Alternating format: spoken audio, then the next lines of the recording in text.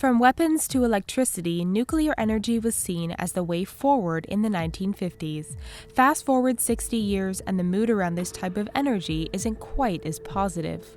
Why?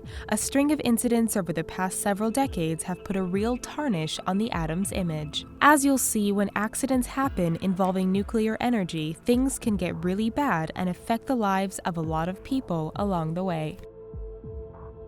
SEMIPALATINSK test site. In the late 1940s, the USSR was desperately pushing ahead its nuclear weapons program in an effort to catch up with the United States. A major test area, known as the Polygon, was the SEMIPALATINSK range near the city of Kurchatov in Kazakhstan. From 1949 to 1989, 456 nuclear weapons were tested at the site. People living nearby were ill-informed about these tests and exposed to considerable radiation over the years. Researchers concluded that people living in the area suffered from a cancer rate up to 30% greater than the rest of the country. Castle Bravo. Like the Soviet Union, the Cold War saw the United States testing its fair share of nuclear weapons. The largest, codenamed Castle Bravo, was a 15-megaton bomb detonated in March 1954 at Bikini Atoll in the Marshall Islands. Unfortunately, the bomb was far more powerful than expected and spread considerable radioactive fallout over a large area. Natives on neighboring lands were evacuated, but for many, the damage was already done. Within a decade of the test, birth defects and cancer rates were noticeably higher among the population. 3 Mile Island. This disaster scared the entire population of the United States and made many wary about the safety of nuclear power. In March 1979, a stuck coolant valve at the 3 Mile Island nuclear power plant in Pennsylvania led to a partial meltdown of the reactor. As crews worked to relieve the heat and pressure built up inside the reactor, some radioactive gas was accidentally released. It was said that the radioactive material wasn't enough to harm any people living nearby, though citizens groups filed a lawsuit which resulted in a $25 million settlement in exchange for keeping the accident quiet. Independent studies have been done over the years suggesting that there had been an increase in cancer and deformities, especially for women and children in the area. WINDSCALE fire. This was the worst nuclear accident in the history of Great Britain. In October 1957, operators at the WINDSCALE nuclear factory in northwest England noticed a fire had broken out in one of the reactors. For 3 days, the fire burned and released radioactive material into the air above the English countryside. By the time everything was brought under control, it is estimated that 240 people had developed cancer related to the event. Additionally, all milk produced within 800 square kilometers was destroyed. SEVERSK Tomsk 7 explosion. In 1993, near the Siberian city of Tomsk, a tank exploded, releasing dangerous radioactive gas into the air. The explosion occurred in the secret closed city known as Tomsk 7. Known today as Seversk, the leak fortunately traveled away from Tomsk and its 500,000 people. Unfortunately, people living to the north suffered.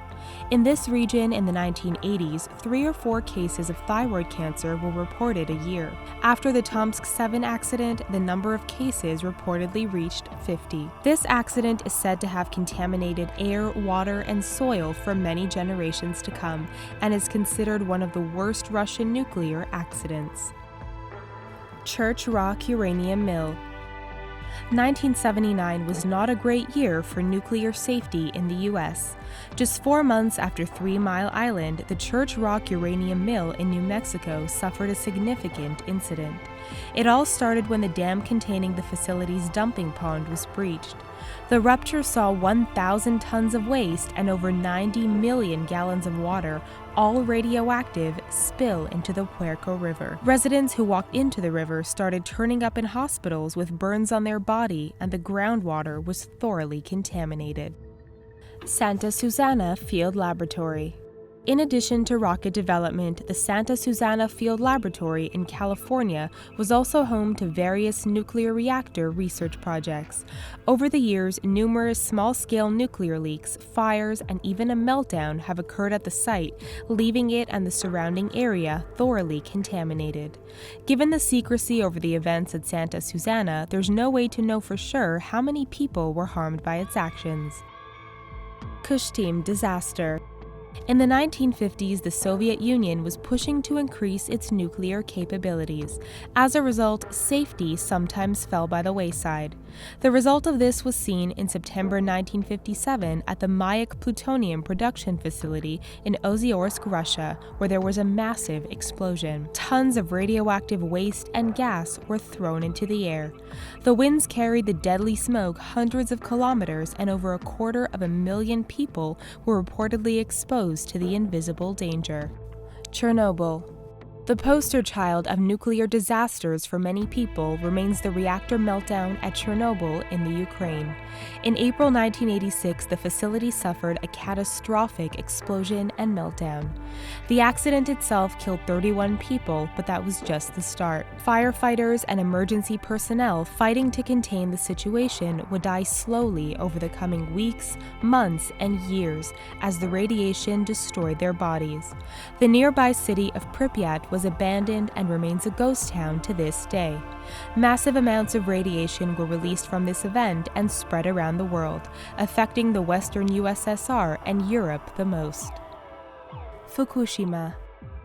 In March 2011, a massive earthquake and tsunami struck the Japanese island of Tohoku. In addition to devastating the coast, the nuclear plant at Fukushima was badly damaged. 3 of the plant's reactors suffered meltdowns, and several explosions released radioactive material into the air and Pacific Ocean. Radioactive water continued to leak into the ocean over the following years, and experts say it could take upwards of 50 years to decontaminate the entire area.